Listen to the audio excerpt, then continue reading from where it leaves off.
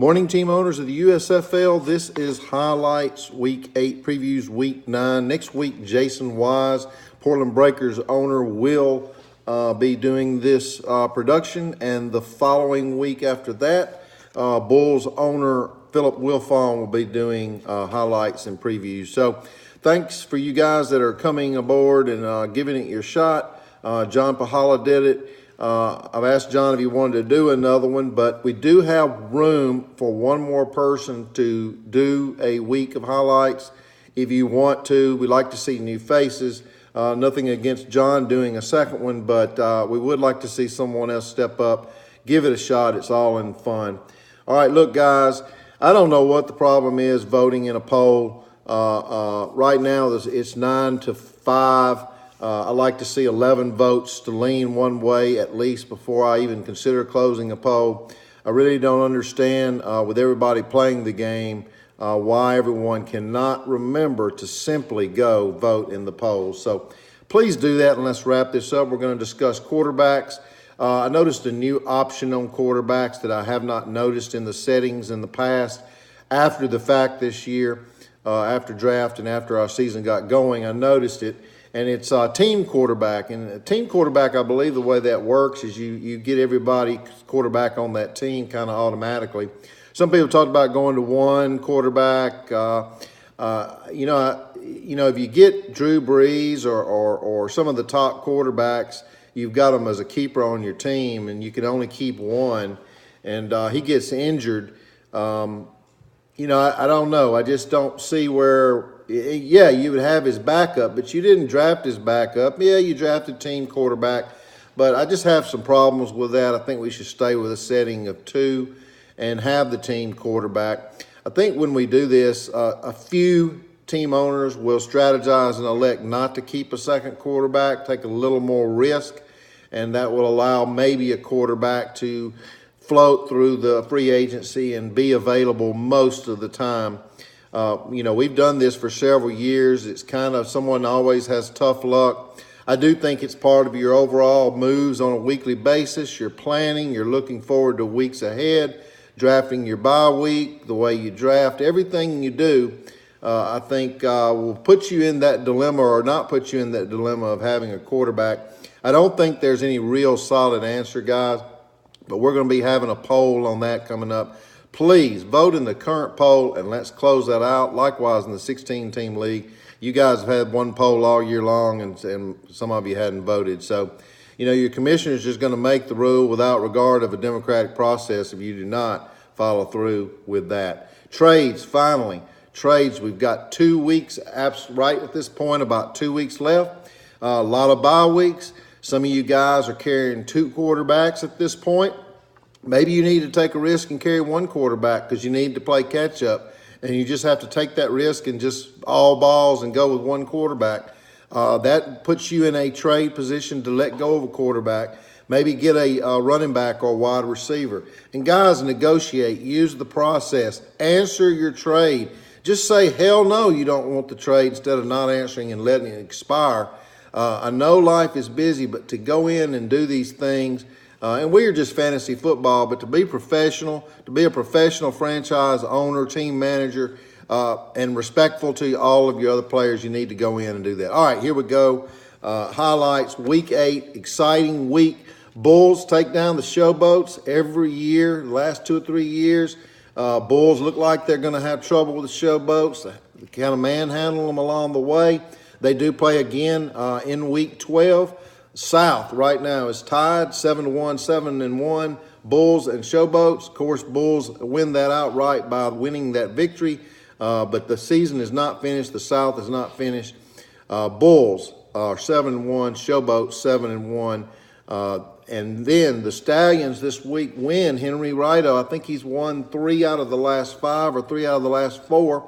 And he goes to 4-4 with his Stallions and Joe Bach on his team, bringing him some mojo.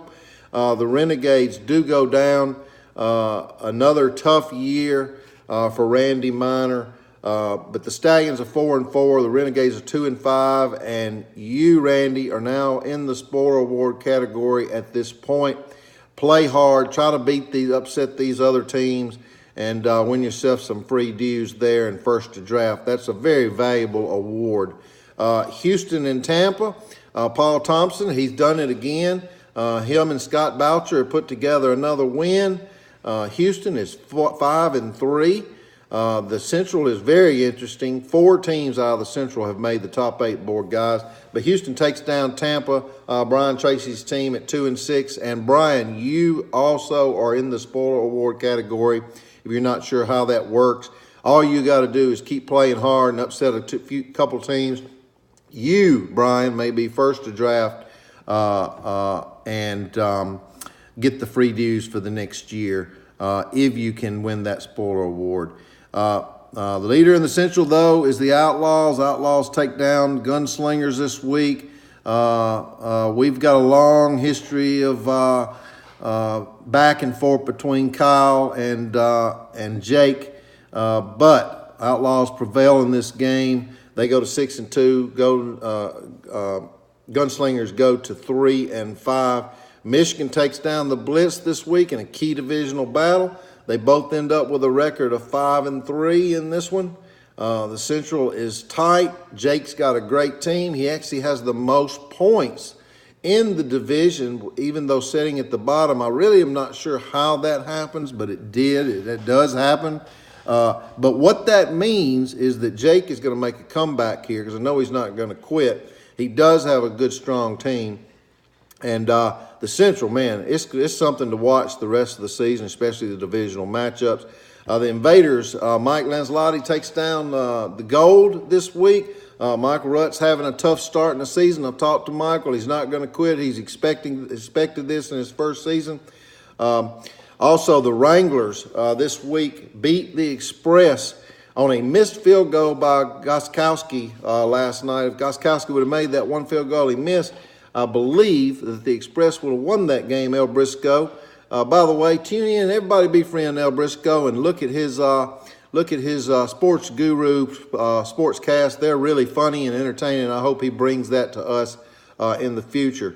Co-owners No Mouse game, New Jersey Generals and the Portland Breakers. Jason Wise and Matthew are going to get together next year on the same team, I believe, as they did the year they were in season 3 when they won the championship.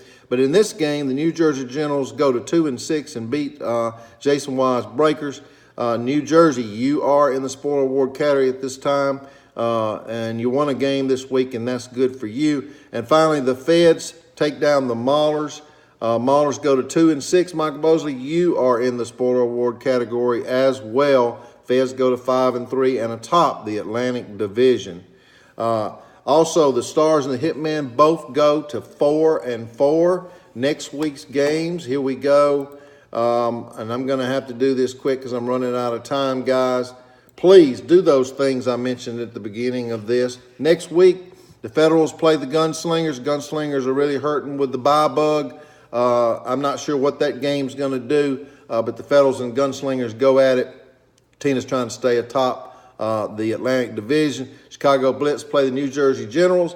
Of course, Chicago's favored a bit there, but New Jersey, you have a chance to win a game, their key game, maybe to bring the cellar or maybe to get you one up on the spoiler award. Pittsburgh Maulers and Jacksonville Bulls play a game. Pittsburgh, Michael, you've got a chance for a big upset. Michigan Panthers and Arizona Wranglers is probably one of the games of the week. Both teams are 5-3. Very important game between Mark Nemi and Kevin Perilou. They're New York City Hitmen and the Birmingham Stallions. Both these teams are 4-4. I think this is pretty evenly matched. Terry is always going to bring it. Henry's on a run, so we'll see what happens there. All these games are going to shake up your divisional races. Tampa Bay and Oklahoma Outlaws, another possible upset, spoiler alert. Brian Tracy's Tampa Bay Bandits go into Oklahoma to take Oklahoma Outlaws. Orlando Renegades play the Houston Gamblers. Same story. Orlando gets a chance to move up in the spoiler award. Memphis and Portland. A tough game. LA Express and Denver Gold out in the Pacific. And the Philadelphia Stars play the Oakland Invaders, both 4-4. Huge game to watch. Good luck, everybody, this week. Have a great, great week. We're so glad you're here.